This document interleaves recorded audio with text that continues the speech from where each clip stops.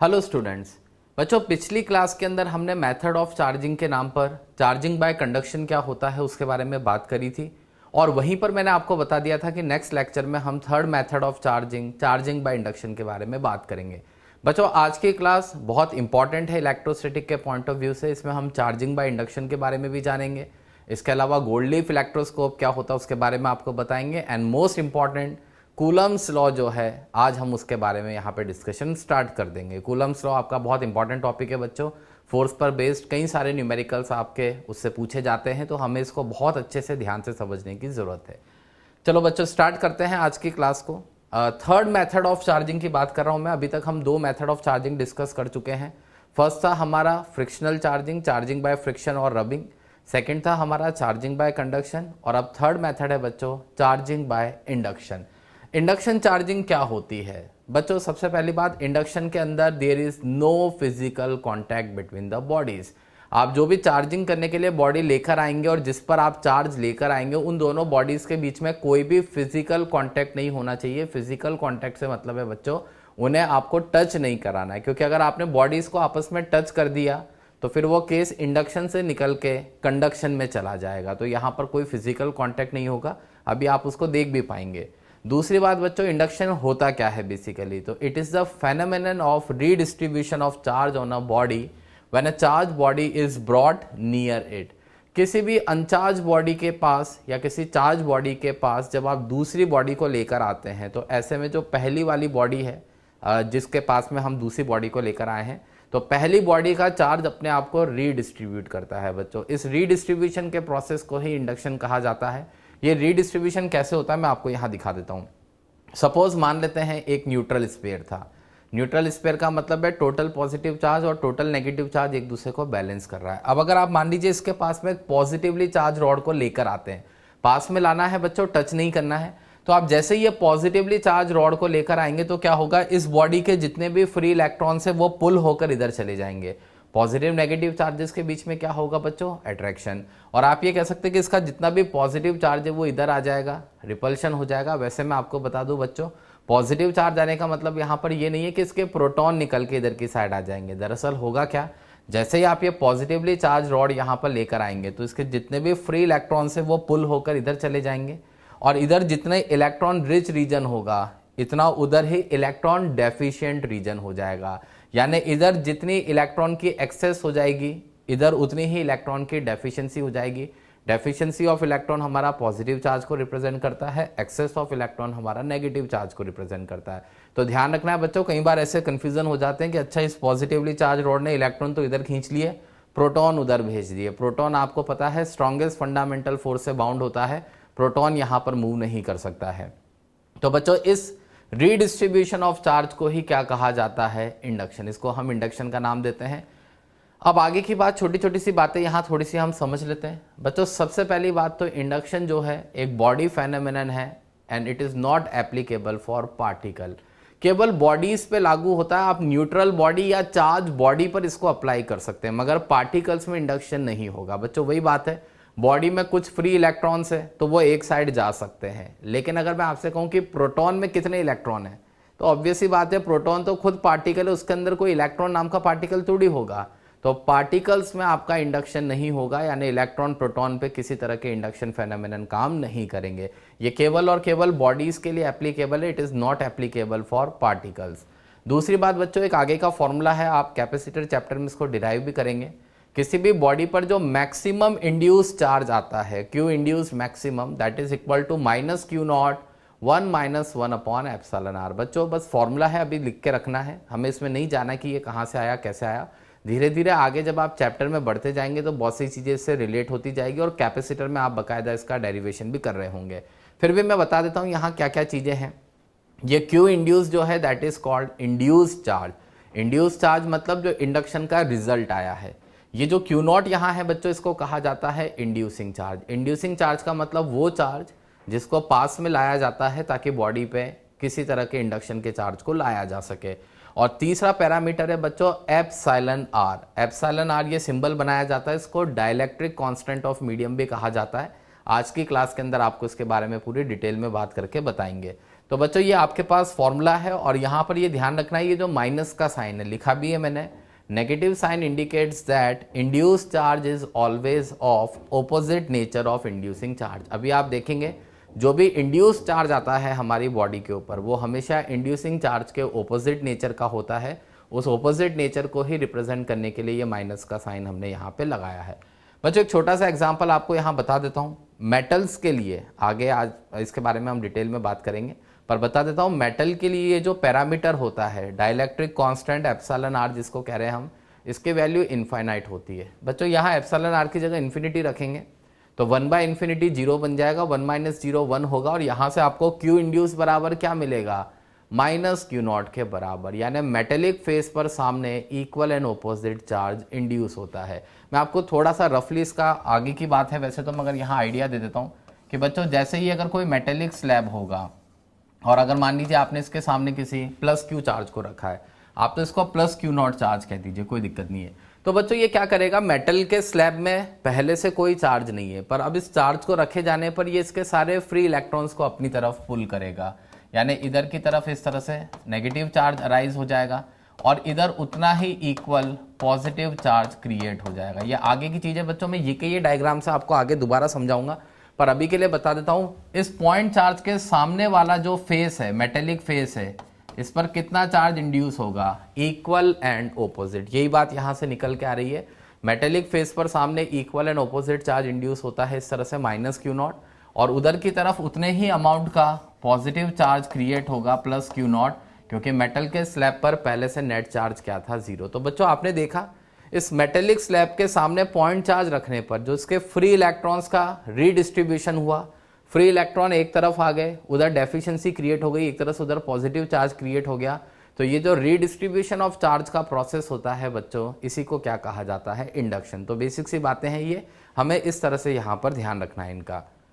अब आगे की बात करते हैं, किसी बॉडी पर इंडक्शन से चार्ज आखिर कैसे आएगा, जरा ध्यान से देखिएगा बच्चों। यहाँ 2 मेथड है, पहले मेथड में हम अर्थिंग की मदद लेंगे, दूसरे मेथड में हम बिना अर्थिंग के चार्ज लाकर यहाँ पर दिखाएंगे।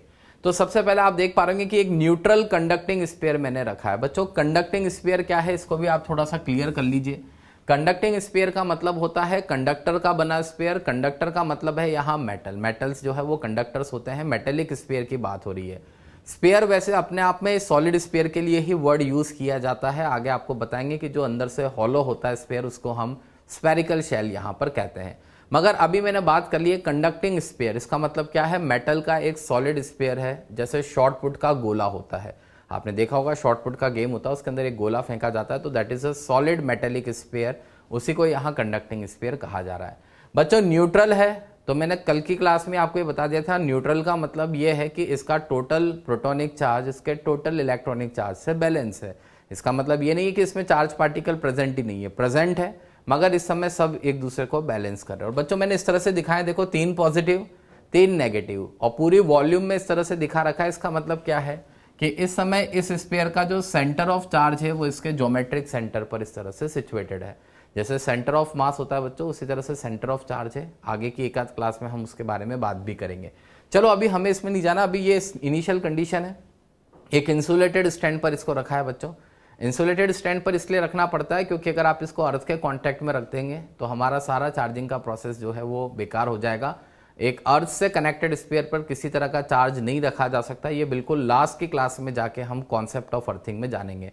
वहां आपको ऐसे बताएंगे कि किसी अर्थ किए हुए स्फीयर पर चार्ज रखना जालीदार बाल्टी में पानी भरने के बराबर है। आप जालीदार बाल्टी में जो भी पानी भरेंगे वो तुरंत बाहर बह जाएगा।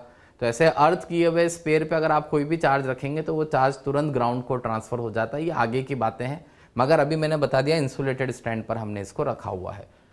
अब बच्चों क्या होगा, हम इसके पास में इंड्यूसिंग चार्ज लेकर आएंगे। बच्चों इस चार्ज को जिसको आप पास में लेकर आते हैं इंडक्शन कराने के लिए, इसी को क्या कहा जाता है, इंड्यूसिंग चार्ज। इसकी मदद से इंडक्शन कराया जाता है।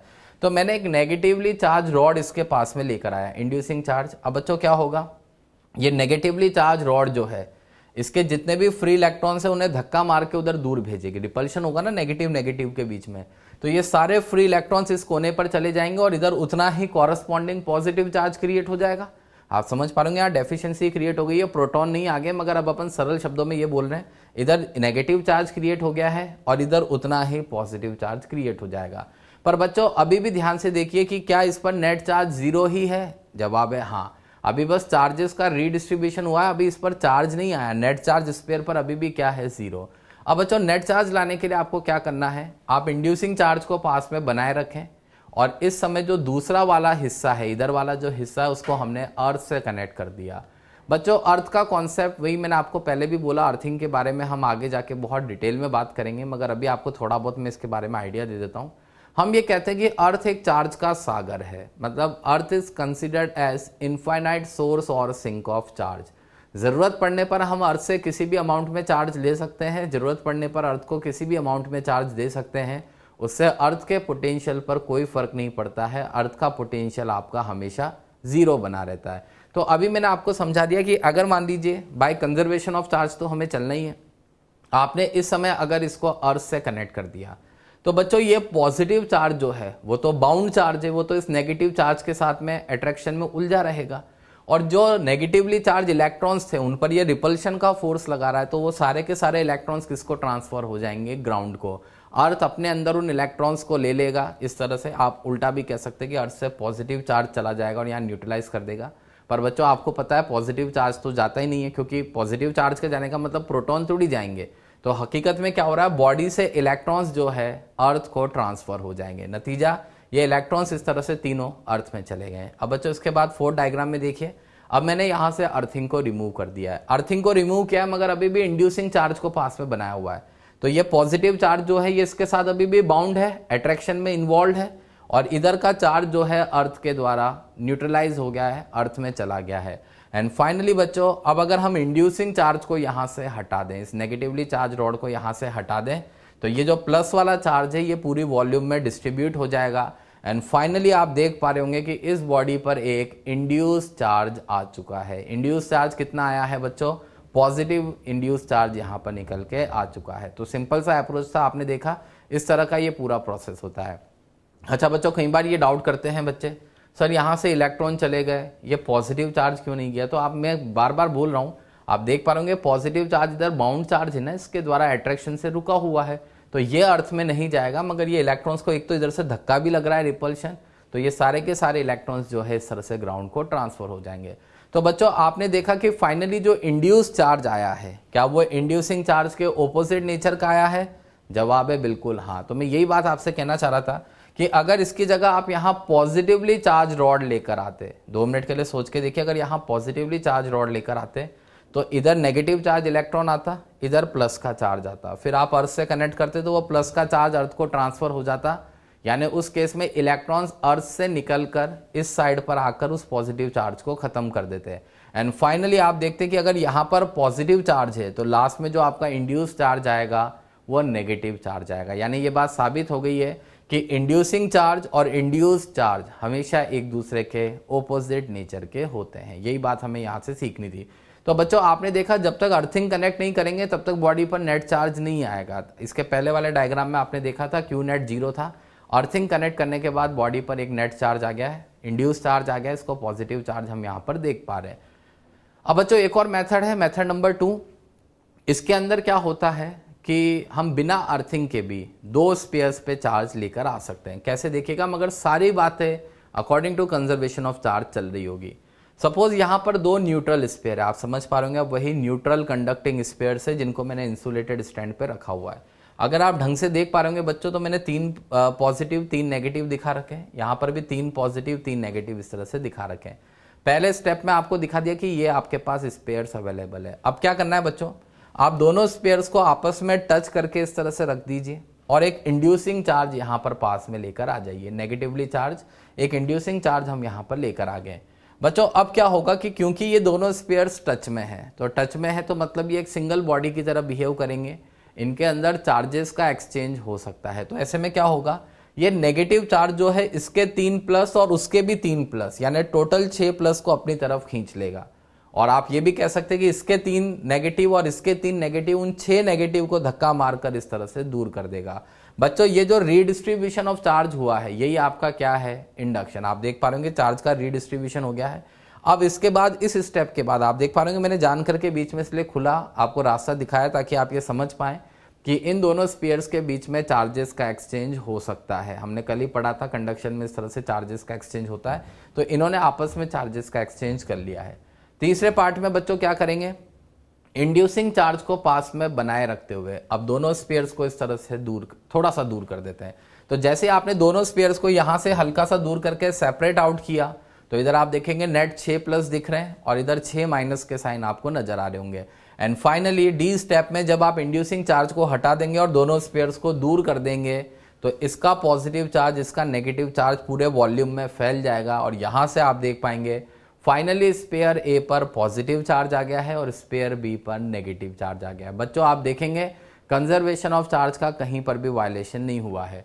हमारे पहले डायग्राम में भी सिस्टम का नेट चार्ज जीरो था और अगर आप अभी भी देखेंगे तो सिस्टम का नेट चार्ज जीरो ही रहा है। बस हमने क्या किया, दो बॉडीज के बीच में उस जीरो चार्ज को ऐसे बांट दिया कि एक में +6 कर दिया और एक में -6 कर दिया, मगर कंजर्वेशन ऑफ चार्ज का कोई वायलेशन नहीं है, अभी भी सिस्टम का नेट चार्ज जीरो ही है। बच्चों थोड़ी सी सीखने वाली बात यह है, अगर यहाँ नेगेटिवली चार्ज रॉड की जगह आप पॉजिटिवली चार्ज रॉड लेकर आए होते तो आप समझ जाते इस वाले स्पेयर पे तो कौन सा चार्ज आता, नेगेटिव, और इस पर क्या आ जाता, पॉजिटिव। तो अकॉर्डिंगली आंसर बदल सकते हैं। आपको देखना है आपका इंड्यूसिंग चार्ज किस नेचर का है, उसके हिसाब से हमें यहाँ पर आंसर देने होते हैं। तो होपफुली ये दोनों प्रोसेसेस आपको क्लियर है बच्चों। आपको बस ये ध्यान रखना है इंडक्शन में किसी तरह का आपको कॉन्टैक्ट नहीं करना है। अगर आपने कहीं पर भी कॉन्टैक्ट कर दिया, फॉर एग्जाम्पल मैं इसी डायग्राम में आपको बता दूं या आप तो इसी डायग्राम में आ जाइए, ये जो डायग्राम हमने यहाँ पे लिया है बच्चों, अभी इस पर नेट चार्ज क्या है, जीरो, पर अगर ये नेगेटिवली चार्ज रॉड आपने इसके टच कर दी तो टच करते ही by the process of conduction charge इस बॉडी से इस पे ट्रांसफर हो जाएगा और फिर अर्थिंग करने की जरूरत ही नहीं है, उसके पहले ही इस स्पेयर पर नेट चार्ज क्या आ जाएगा, एक नेगेटिव चार्ज। इसीलिए आपसे शुरू में कहा था कि इंडक्शन के अंदर कोई फिजिकल कांटेक्ट नहीं होना चाहिए। जैसे ही ये रॉड इसको टच कर जाएगी तो फिर ये केस आपका इंडक्शन की जगह कंडक्शन में चला जाएगा। तो इंडक्शन में there will be no physical contact, इस चीज का ध्यान रखना है बच्चों। आपको हर जगह हमने रॉड को दूर रखा है, पास लाना है मगर टच नहीं करना है, इतनी सी बात का आपको यहाँ पे ध्यान रखना है। अब बच्चों आगे की बात करते हैं, एक छोटा सा हेडिंग और यहाँ पे मैं डिस्कस कर लेता हूँ जिसका नाम है गोल्ड लीफ इलेक्ट्रोस्कोप। बच्चों गोल्ड लीफ इलेक्ट्रोस्कोप क्या है, क्या काम में आता था, तो ये पुराने जमाने में यूज किया जाता था और इसका मेन जो प्राइमरी यूज था that is to detect the presence of charge over body. किसी बॉडी पे चार्ज है या नहीं है इसका पता लगाने के लिए गोल्ड लीफ इलेक्ट्रोस्कोप का इस्तेमाल किया जाता था। बच्चों किस तरह का सेटअप होता है जरा देखिएगा, एक इस तरह का मेटेलिक नॉब होता है जिसको एक मेटेलिक रॉड की मदद से नीचे गोल्ड लीव्स के साथ, हिंज्ड गोल्ड लीव्स के साथ कनेक्ट किया होता है। बच्चों हिंज्ड गोल्ड लीव्स का मतलब क्या है, यहाँ गोल्ड की दो लीव्स है जिनको बीच में से इस तरह से हिंज किया गया। हिंज का मतलब ये है ये पाइवट पॉइंट है, इसके अबाउट ये लीव्स इस तरह से मूव करने के लिए फ्री है। मैं एक्चुअल सेटअप भी दिखा देता हूँ, ऐसा सेटअप होता है बच्चों। ये देखिए आप, मेटेलिक नॉब होता है, फिर एक मेटेलिक रॉड से नीचे ये हिंज्ड गोल्ड लीव्स से इस तरह से कनेक्टेड होता है। ये दोनों गोल्ड लीव्स जो है मूव करने के लिए फ्री होती है और बहुत पतली लीव्स ली जाती है। और गोल्ड की क्यों ली जाती है बच्चों, गोल्ड को आपको पता होगा बहुत पतली पतली हम फिल्म्स में उसको ड्रॉ कर सकते हैं, तो हमें यहाँ लीव्स को बहुत हल्का रखना है ताकि छोटे मोटे चार्ज के चलते हुए वो डाइवर्ज हो सके। अगर लीव्स बहुत भारी होंगी तो आप देख पाएंगे कि चार्ज के चलते इतना फोर्स नहीं बन पाएगा कि लीव्स डाइवर्ज होके कोई हमें विजुअल इफेक्ट जो है वो दिखा पाए। तो इसीलिए गोल्ड की लीव्स का इस्तेमाल करते हैं, बाकी कोई गोल्ड का ऐसा मटेरियल स्पेसिफिक कोई काम नहीं है, हल्की सी लीव्स चाहिए ताकि ये आसानी से डाइवर्ज कर जाए। अब बच्चों करते क्या है इस केस में, जैसे मान लीजिए आपको किसी रॉड पर डिटेक्ट करना है कि इस पर चार्ज है या नहीं है। मान लीजिए ये रॉड है, मैंने इस रॉड को लाकर इससे टच किया, आप सपोज ये नेगेटिवली चार्ज हुई बच्चों, तो जैसे ही आप इसको टच करेंगे, हम कंडक्शन के प्रोसेस की बात कर रहे हैं, आपने जैसे इसको टच किया तो इस बॉडी से नेगेटिव चार्ज इस पूरे सिस्टम को ट्रांसफर होगा। नेगेटिव चार्ज इस पर ट्रांसफर हुआ, नीचे गोल्ड लीव्स पर जाएगा। और बच्चों आप देख पा रहे होंगे नेगेटिव नेगेटिव के बीच में क्या होता है, रिपल्शन। तो रिपल्शन के चलते ये दोनों लीव्स जो है इस तरह से फैल जाती है, डाइवर्ज कर जाती है, लीव्स फैल जाती है। तो मैं ये कहना चाह रहा हूं कि जैसे ही ऊपर कोई रॉड को टच करते ही, मान लीजिए मैंने जैसे कोई रॉड को यहां टच किया और अगर नीचे गोल्ड की लीव्स डाइवर्ज हो गई तो मुझे 100% पता चल गया कि ये जो रॉड मैंने टच करी है ये चार्ज्ड रॉड है। क्योंकि अगर ये अनचार्ज रॉड होती, मान लीजिए न्यूट्रल रॉड को आप टच करिए, तो जब कोई चार्ज कंडक्शन से नीचे जाएगा ही नहीं तो लीव्स क्यों डाइवर्ज होगी। तो अगर लीव्स में कोई हलचल नहीं हो रही है इसका मतलब जो रॉड आपने टच करी है वो एक न्यूट्रल रॉड है, अनचार्ज रॉड है। और अगर रॉड को टच करने पर लीव्स डाइवर्ज हो रही है, इसका मतलब जो भी रॉड आपने टच करी है वो चार्ज रॉड है। भले बच्चों पॉजिटिवली चार्ज रॉड को टच करो या नेगेटिवली चार्ज रॉड को टच करो, दोनों ही केस में यहाँ पर लीव्स डाइवर्ज करेगी। आप देख पा रहे होंगे अगर यहाँ पॉजिटिवली चार्ज रॉड को टच करते तो भी यहाँ से पूरा पॉजिटिव चार्ज ट्रांसफर होता, पॉजिटिव पॉजिटिव के बीच में रिपल्शन होता, तो उस केस में भी लीव्स का डाइवर्ज करना तय था। तो आप देख पा रहे होंगे बच्चों पूरा का पूरा सेटअप इस तरह से इसको ग्लास जार में एनक्लोज करके इस तरह से रखा जाता है। अच्छा बच्चों कई बार इस पर एक सिंपल सा क्वेश्चन पूछा जाता है, हम कई बार टच किए बिना भी चार्ज का प्रेजेंस डिटेक्ट कर सकते हैं इंडक्शन के थ्रू। कैसे, जरा सुनिएगा। मान लीजिए आप इसके पास में कोई नेगेटिवली चार्ज रॉड को लेकर आ रहे हैं, इस तरह से ये नेगेटिवली चार्ज रॉड को बस पास में लेकर आ रहे हैं बच्चों, टच नहीं कर रहे हैं अपन, है ना।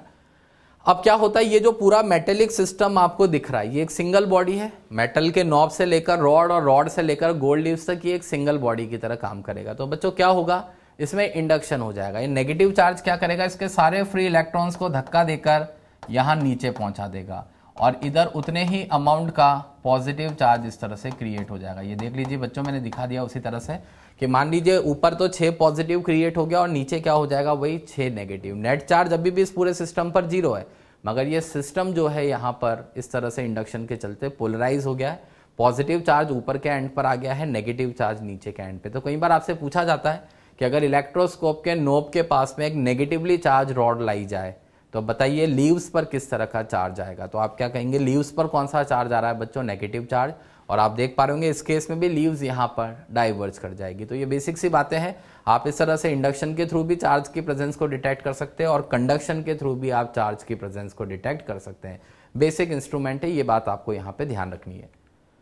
अब बच्चों आगे बढ़ते हैं और आज की क्लास की सबसे मेन हेडिंग, या यूं कह दीजिए अभी इस चैप्टर का हाल फिलहाल का बहुत ही इंपॉर्टेंट स्टेज आ गया है। अब हम बात करने जा रहे हैं यहाँ पर कूलम्स लॉ की। बच्चों कूलम्स लॉ चार्जेस के बीच में फोर्सेस के बारे में हमें बताता है, उसका मैग्नीट्यूड क्या होता है उसके बारे में इससे हमें आइडिया मिलता है। मगर उसके पहले मैं आपको एक कंडीशन बताता हूं जो बहुत जरूरी है हमारे लिए जानना।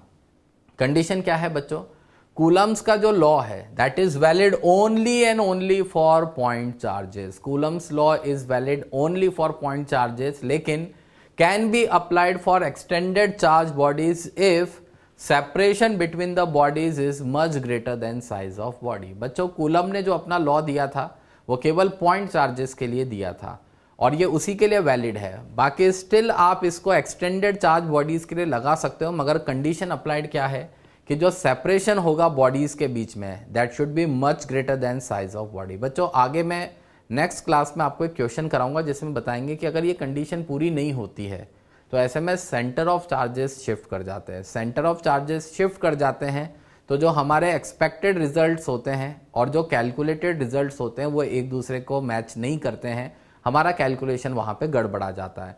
तो ऐसे में अगर सेपरेशन बहुत ज़्यादा होगा तो there will be no shifting of centre of charge, और उस समय हम बॉडी का सेंटर ऑफ चार्ज उसके ज्योमेट्रिक सेंटर पे मानते हुए क्वेश्चन को सॉल्व कर सकते हैं। तो ये वाली बात जो है ये मैं आपको नेक्स्ट लेक्चर में क्वेश्चन की मदद से समझाऊंगा, पर अभी हम पॉइंट चार्जेस वाले के लिए बात कर लेते हैं। बच्चों पॉइंट चार्जेस आप समझ रहे होंगे, बहुत छोटी साइज का चार्ज पार्टिकल, पार्टिकल ही बोलेंगे उसको, बिल्कुल छोटा सा पार्टिकल, चार्ज पार्टिकल, इसको हम पॉइंट चार्ज इस तरह से मान सकते हैं। तो आप देख पा रहे होंगे Q1 Q2 यहाँ 2 पॉइंट चार्जेस हैं, इनके बीच का सेपरेशन क्या है, R के बराबर। एक फोर्स मैंने दिखा रखी है Q1 पर, इसको हम क्या रीड करते हैं बच्चों, F12। F12 का मतलब होता है force on Q1 due to Q2, and similarly एक फोर्स मैंने Q2 पर दिखा रखी है F21। F21 का मतलब होता है बच्चों यहाँ पर force on Q2 due to Q1। ये रीड करना आपको आना चाहिए। F12 का मतलब force on Q1 due to Q2, F21 का मतलब force on Q2 due to Q1। तो सबसे पहले मैं आपको इसका स्टेटमेंट बता देता हूं ताकि आप बोर्ड के हिसाब से इसको ध्यान रखें। द फोर्स ऑफ इंटरेक्शन, बच्चों इंटरेक्शन कहा है क्योंकि अभी मुझे नहीं पता चार्जेस का नेचर क्या है, अभी तो मैंने इसको लाइक चार्जेस के हिसाब से डायग्राम दिखा रखा है। तो भले अट्रैक्शन का फोर्स हो या रिपल्शन का हो, अभी हम उसको फोर्स ऑफ इंटरेक्शन कह रहे हैं। The force of interaction between 2 point charges is directly proportional to product of magnitudes of 2 charges and inversely proportional to square of separation between them. यानी कुल मिला के कहना क्या चाहता है कि 2 पॉइंट चार्जेस के बीच में जो फोर्स होता है वो डायरेक्टली प्रोपोर्शनल होता है उनके चार्जेस के मैग्नीट्यूड के प्रोडक्ट के, यानी F is directly proportional to Q1 Q2, और ये फोर्स इन्वर्सली प्रोपोर्शनल होता है square of separation between them की, यानी F inversely proportional R square. बच्चों इन दोनों को आपस में कंबाइन करेंगे तो F will be directly proportional to Q1 Q2 by R square. और आपको पता है जब प्रोपोर्शनलिटी हटती है तो यहाँ एक कांस्टेंट आता है, यहाँ पर एक कांस्टेंट आता है छोटा वाला K। तो फोर्स का फॉर्मूला क्या बन गया है बच्चों अपना K Q1 Q2 by R square. Most important result अगली 1-2 क्लास के लिए आपको इसको अच्छे से ध्यान रखना है। हमने फोर्स के मैग्नीट्यूड का फॉर्मूला निकाला है एंड फोर्स के मैग्नीट्यूड का फॉर्मूला हमारे पास क्या आ गया है बच्चों K Q1 Q2 by R square where K is a constant. बच्चों अगर आप देख पा रहे होंगे ये फॉर्मूला क्या आपको कुछ मिलता जुलता जाना पहचाना सा दिख रहा है? बिल्कुल हाँ, आपने ऐसा एक ग्रेविटेशनल फोर्स का फॉर्मूला भी पढ़ा होगा G m1 m2 bye R square, बिल्कुल वैसी चीज है। वहां G आपका यूनिवर्सल ग्रेविटेशनल कांस्टेंट होता है, यहाँ पर K होता है। इस K को कई जगह कूलम्बिक कांस्टेंट बोल देते हैं, प्रोपोर्शनलिटी कांस्टेंट भी कह दिया जाता है, तो इसीलिए इसका कोई ऐसा हम स्पेसिफिक नाम यहाँ पर नहीं लिख रहे हैं। K is a constant. और दूसरी बात मैंने आपको यहाँ पर बता दी, सिमिलैरिटी आप इससे रिलेट कर पाएंगे, बिल्कुल उसी तरह की चीजें आपको यहाँ पे दिखेगी। केवल मैग्नीट्यूड के लिए रिजल्ट अभी हमने यहाँ लिखा है। अब जो छोटे छोटे से पॉइंट है इसके बारे में उनको ध्यान से सुन लीजिए आप थोड़ा सा। सबसे पहली बात, line of action of coulomb force is along the straight line joining the two charges. जो कूलम फोर्स एक्ट करती है उसकी लाइन ऑफ एक्शन क्या होती है? Along the straight line joining the two charges. आप देख पा रहे होंगे दोनों चार्जेस को मिलाने वाली स्ट्रेट लाइन के अलोंग लगती है। आगे की बात बता देता हूं अभी से आपको बच्चों। जब लाइक चार्जेस होते हैं तो एक दूसरे को रिपेल करते हैं। लाइक चार्जेस मैंने कल ही आपको बता दिया था, पॉजिटिव पॉजिटिव या नेगेटिव नेगेटिव, तो रिपल्सिव फोर्स तो ऐसे लगेगा। एंड सपोज मान लीजिए ये अनलाइक चार्जेस होते हैं, इधर प्लस Q1 और इधर माइनस Q2, तो यही फोर्स जो है इस तरह से अट्रैक्टिव लग रहा होता है, एक दूसरे की तरफ ये फोर्स लगेगा। ऐसे फोर्स लगने का मतलब अट्रैक्टिव है, ऐसे का मतलब रिपल्सिव है। मगर आप देखेंगे दोनों ही केस में लाइन ऑफ एक्शन जो है that will be along straight line joining the two charges. दूसरी बात करते हैं बच्चों K की वैल्यू की। ये जो स्मॉल k मैंने लिखा है कूलम वाला कांस्टेंट, इसकी वैल्यू क्या होती है? तो वैक्यूम के लिए बच्चों ये K होता है 1/4 पाई एप्सिलॉन नॉट। ये भी बच्चों अच्छे से ध्यान रखना है आपको। स्मॉल k की वैल्यू वैक्यूम के लिए क्या होती है बच्चों? 1/4 पाई एप्सिलॉन नॉट। मीडियम के लिए क्या होती है अभी 2 मिनट बाद बात करेंगे। यहां पर मैं आपको बता दूं ये जो एप्सिलॉन नॉट मैंने लिखा है सिंबल, ये इसकी एक वैल्यू होती है that is equal to 8.854 into 10 की power -12 coulomb square upon newton metre square. एक वैल्यू है। जैसे किसी मीडियम का रिफ्रैक्टिव इंडेक्स होता है, आपने देखा होगा कि जैसे ग्लास के लिए 1.5, वाटर के लिए 4/3, इस तरह से रिफ्रैक्टिव इंडेक्स होता है।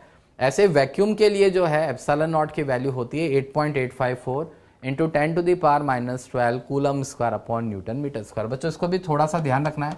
हालांकि आपको न्यूमेरिकल्स में बहुत ही रेयरली जरूरत पड़ेगी इसको रखने की, मगर स्टिल आपको पता होना चाहिए।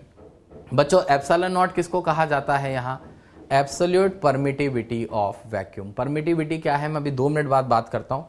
अभी मैंने आपको बता दिया कि स्मॉल k की ये वैल्यू होती है। बच्चों यहाँ एप्सिलॉन नॉट की ये वैल्यू अगर आप रखेंगे 8.854 की वैल्यू रखेंगे, पाई की जगह 3.14 रख के जब इसको सॉल्व करते हैं बच्चों, तो SI यूनिट में k की वैल्यू क्या निकल के आती है? 9 into 10 to the power 9 newton metre square upon coulomb square. बच्चों अच्छे से ये रिजल्ट आपको याद रखना है। SI सिस्टम में k की वैल्यू होती है 9 इंटू 10 की power 9 newton metre square upon coulomb square. In fact बच्चों एक और आगे की बात आपको बता देता हूँ, ये SI सिस्टम में वैक्यूम के लिए है, इस चीज का ध्यान रखिएगा। मैं अभी पीछे से इसको रिलेट करता चली रहा हूं। वैक्यूम के लिए फॉर्मूला है, इसमें ये वैल्यू रखने पर वैक्यूम के लिए SI सिस्टम में आपको k की वैल्यू क्या मिल रही है?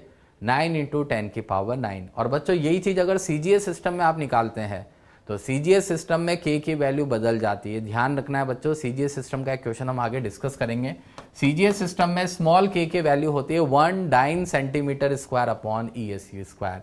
इनफैक्ट बच्चों यहाँ न्यूटन डाइन और मीटर सेंटीमीटर कन्वर्जन अगर आप करेंगे तो यहीं से 1 कूलम इक्वल टू 3 इंटू 10 की पावर 9 ESU वाली बात प्रूव भी हो जाती है।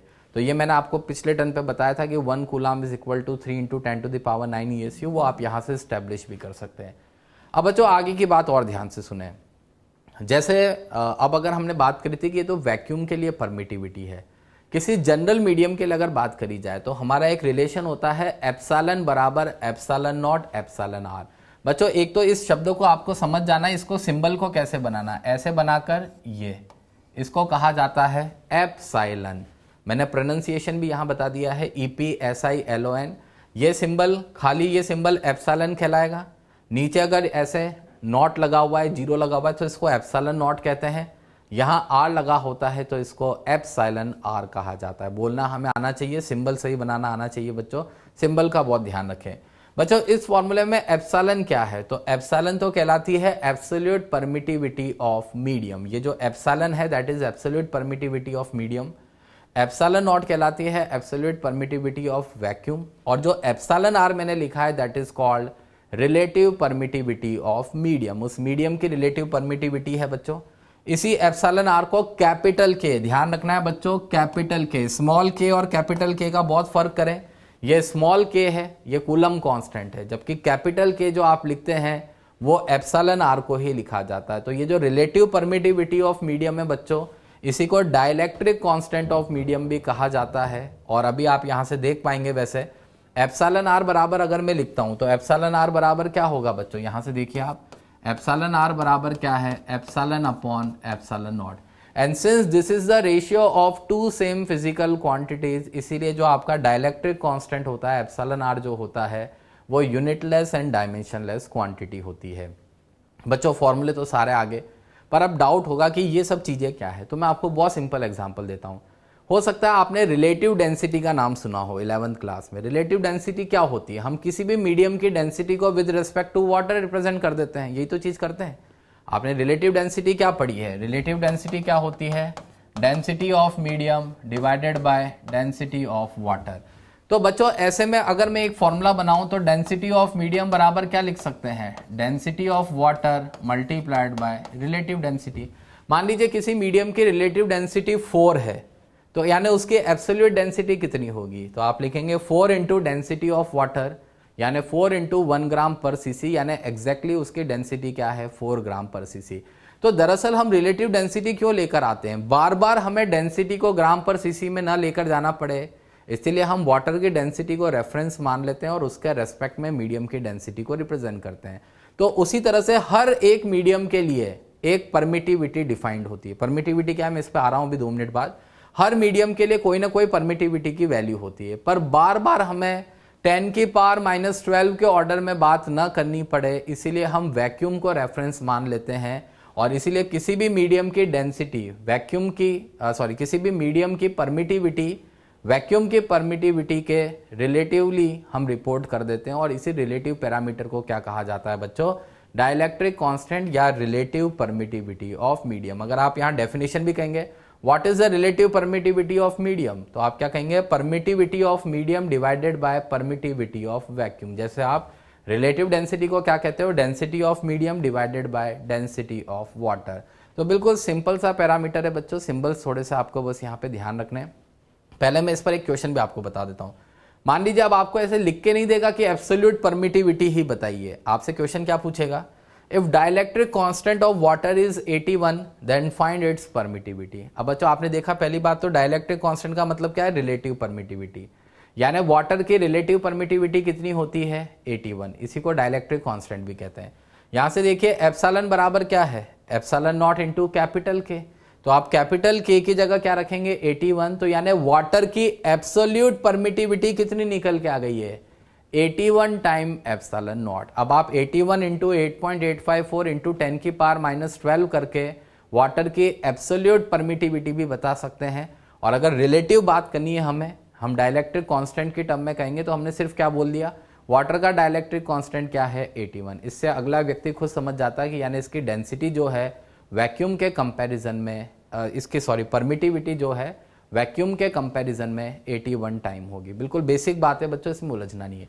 हाँ, अब मेन बात पर मैं आ जाता हूं, आखिर ये परमिटिविटी क्या होती है। बच्चों अभी आपको परमिटिविटी में ज़्यादा नहीं जाना, मगर स्टिल मैं आपको आगे की बात बता देता हूँ। आगे हम ये जानेंगे कि किसी भी मीडियम की जो परमिटिविटी होती है वो एक तरह से उसकी पोलराइजिंग एबिलिटी को बताती है। उसके अंदर के चार्जेस इलेक्ट्रिक फील्ड लगाने पर जितने अच्छे से पोलराइज होते हैं उसी को हम क्या कहते हैं, उसकी परमिटिविटी। जैसे मेटल के लिए बच्चों के क्या है, इनफाइनाइट, मेटल के लिए के इनफाइनाइट है तो उसके एप्सिलॉन भी क्या आएगी, इनफाइनाइट। यानी आप कह रहे हैं मेटल के लिए परमिटिविटी इनफाइनाइट है, यानी बहुत लार्ज है, इसका मतलब यह है कि मेटल बहुत अच्छे से पोलराइज होता है। आप आगे देख पाएंगे मेटल के पास abundant amount of free electrons होते हैं, इसीलिए मेटल बहुत अच्छे से पोलराइज हो जाता है। तो अभी परमिटिविटी के नाम पे बस आपको ध्यान रखना है कि किसी भी मीडियम का एक पैरामीटर होता है, जैसे रिफ्रैक्टिव इंडेक्स होता है, ऐसे मीडियम के एक पैरामीटर के तौर पे हमें इसको ध्यान में रखना है। अब आगे की बात और इधर सुने बच्चों, एक छोटा सा point. Suppose if medium surrounding the charges has infinite extension and dielectric constant capital के। मान लीजिए दो चार्जेस को आपने किसी मीडियम में रखा है, उस मीडियम का इनफाइनाइट एक्सटेंशन है, बहुत दूर तक मीडियम फैला हुआ है सराउंडिंग मीडियम, और उसका डाइलेक्ट्रिक कांस्टेंट क्या है बच्चों, कैपिटल के। तो बच्चों अगर इन्हीं दो चार्जेस को आपने एयर या वैक्यूम में रखा होता तो इनके बीच की फोर्स को मैं क्या लिख रहा हूं, F not. Not upon generally यहां पर वैक्यूम के लिए यूज कर रहे होते हैं, वैक्यूम या एयर। तो एफ नॉट के लिए तो बच्चों क्या लिखेंगे, के की वैल्यू क्या हो जाएगी, 1/4 epsilon not Q1 Q2 by R square.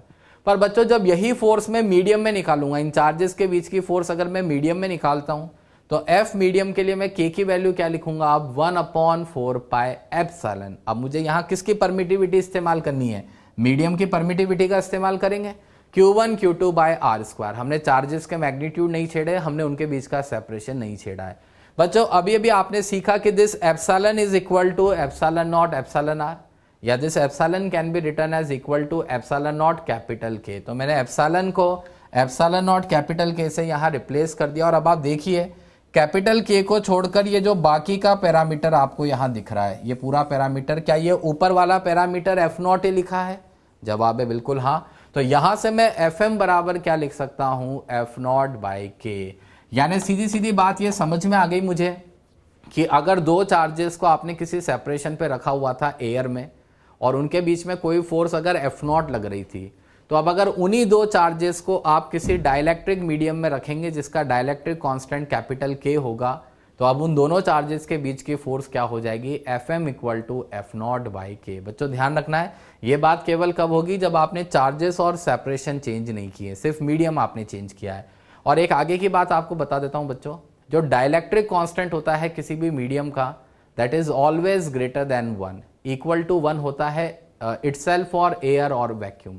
Vacuum के लिए एप्सिलॉन आर या के की वैल्यू 1 होती है, बाकी किसी और डाइलेक्ट्रिक मीडियम के लिए हमेशा के की वैल्यू 1 से ज्यादा होगी। तो मुझे एक बात बताओ, अगर के की वैल्यू हमेशा 1 से ज्यादा है तो यानी मीडियम की जो फोर्स होगी वो वैक्यूम के कंपैरिजन में हमेशा कम होगी। F M will be less than equal to F not, ये आपको ध्यान रखना है। इसका मतलब यह है कि अगर आपको दो चार्जेस के बीच में गिवन सेपरेशन पर मैक्सिमम फोर्स ऑब्टेन करना है तो उसका सराउंडिंग मीडियम क्या रखिए, एयर या वैक्यूम। क्योंकि अगर आप डाइलेक्ट्रिक मीडियम लेकर आएंगे तो डाइलेक्ट्रिक मीडियम के अंदर 100% आपका फोर्स जो है रिड्यूस कर जाएगा। बच्चों ये भी आगे से कनेक्टेड बात है, मगर स्टिल मैं आपको थोड़ा सा इसके बारे में बताता हूं। आगे आपको ऐसा बताएंगे कि दरअसल इन फोर्सेस के लगने का कारण है एक दूसरे का इलेक्ट्रिक फील्ड, और जो डाइलेक्ट्रिक मीडियम होता है वो इलेक्ट्रिक फील्ड के असर को कम कर देता है। डाइलेक्ट्रिक मीडियम अगर इलेक्ट्रिक फील्ड के असर को कम करेगा तो फोर्स का असर भी कम हो जाता है, और इसीलिए फोर्स यहां रिड्यूस कर जाती है।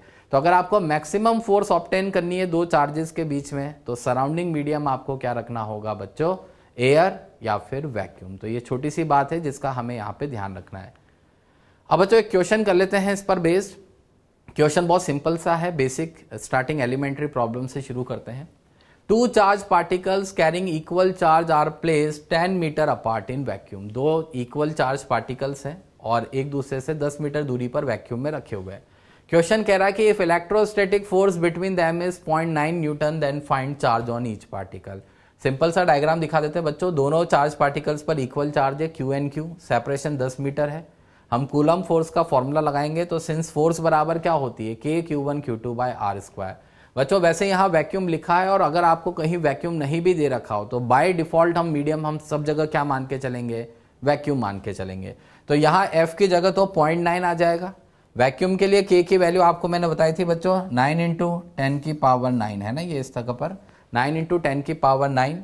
Q1 Q2 दोनों बराबर है तो ये Q स्क्वायर हो जाएगा, और नीचे R स्क्वायर, तो 10 का स्क्वायर हम यहाँ से कर देंगे।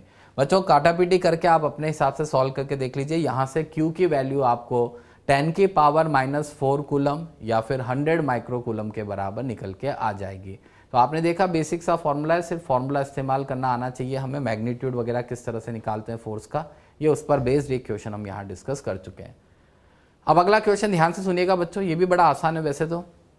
Force between two identical sphere A and B carrying same charge placed at a separation R in vacuum is F। दो आइडेंटिकल स्पेयर है बच्चों, ध्यान देना है, A और B दोनों आइडेंटिकल स्पेयर है और सेम चार्ज कैरी कर रहे हैं, वैक्यूम में R सेपरेशन पे रखे हुए हैं, इनके बीच का फोर्स F है। क्वेश्चन अब आपसे कह रहा है कि if now a third identical uncharged sphere C is first brought in contact with A, then with B and is finally taken away, तो आपको बताना है force between A and B क्या हो जाएगा। बच्चों पहली बात, इस तरह के सभी क्वेश्चन में हम डिफॉल्ट कंडीशन ये लेकर चल रहे हैं कि जो साइज ऑफ बॉडी है वो बहुत स्मॉल है as compared to separation R, तो उसके बेसिस पे हम स्पेयर को पॉइंट चार्ज की तरह यहाँ ट्रीट कर सकते हैं। अब देखिएगा बच्चों कहना क्या चाह रहा है क्वेश्चन, A और B दो स्पेयर है, इन पर इक्वल चार्जेस थे Q एंड Q और सेपरेशन क्या था R, तो इनके बीच का फोर्स इस समय क्या लिखेंगे आप, KQ square by R square. अब क्वेश्चन आपसे क्या कह रहा है कि एक third identical uncharged sphere C को पहले A के कांटेक्ट में लेकर आए, तो बच्चों वही पिछले टर्न वाला क्वेश्चन याद करिए, इस पे चार्ज Q, इस पर 0, सिस्टम का टोटल चार्ज कितना हो गया Q, दोनों में आधा आधा बढ़ जाएगा, तो यहां से A के पास कितना चार्ज रह जाएगा बच्चों, Q/2, और C के पास कितना चार्ज आ जाएगा, Q/2। फिर C को आपने B से टच किया, यहां से Q/2 चार्ज लेकर C आया, Q/2 तो C का खुद का और B पर खुद पर पहले से चार्ज था Q, सिस्टम का टोटल इनिशियल चार्ज कितना हो गया बच्चों, Q plus Q/2, Q plus Q/2 होता है 3Q/2, और वो 3Q/2 दोनों में आधा आधा बढ़ जाएगा, तो आधा आधा बटेगा तो बच्चों इस पर भी 3Q/4 आएगा और इस पर भी कितना आ जाएगा 3Q/4। और फिर क्वेश्चन ने आपसे क्या कहा है, now the sphere C is taken away. अब बच्चों हमने A और B के बीच का सेपरेशन तो चेंज किया नहीं है, मगर अब A पर चार्ज कितना रह गया Q/2, B पर चार्ज कितना रह गया 3Q/4। अब अगर हम F' निकालेंगे तो F' क्या लिखेंगे, KQ/2 3Q/4 upon R square, KQ1 Q2/R² लगा दिया बच्चों। इसको अगर आप कंपेयर करेंगे पिछले फॉर्मूले से, तो आपके पास ओरिजिनल F कितना था बच्चों, फोर्स का फॉर्मूला हमारे पास अभी भी क्या आया था वहां, KQ square by R square. यहां से अगर आप इसको कंपेयर करेंगे तो आप F' बराबर क्या लिख सकते हैं, 3F/8 के बराबर। तो हमारा आंसर निकल के आ जाएगा F' बराबर 3F/8, फोर्स जो है पहले के कंपैरिजन में 3F/8 यहाँ रह जाएगी। तो बच्चों आज हमने बहुत इंपॉर्टेंट चीज़ों का डिस्कशन किया है, कूलम्स लॉ की बेसिक बातें आपको बता दी है, फॉर्मूला आपको ध्यान रखना है। अभी हम सभी बातें सिर्फ मैग्नीट्यूड के लिए करेंगे, नेचर वाली बातें आपको नेक्स्ट क्लास में आगे बताई भी जाएगी, फिर आगे जाके हम इसका वेक्टर फॉर्म भी पढ़ेंगे। पर अभी के लिए आपको ध्यान रखना है, हमें कूलम फोर्स का सिर्फ मैग्नीट्यूड निकालना है, और मैग्नीट्यूड निकालेंगे तो हम सभी चार्जेस को यहाँ विदाउट साइन कंसीडर करेंगे। साइन वाली बात अगले टर्न पे हम और डिटेल में डिस्कस करेंगे। आज के लिए इतना जानना काफ़ी है, इस पर बेस्ड क्वेश्चंस को आप थोड़ा सा प्रैक्टिस करें।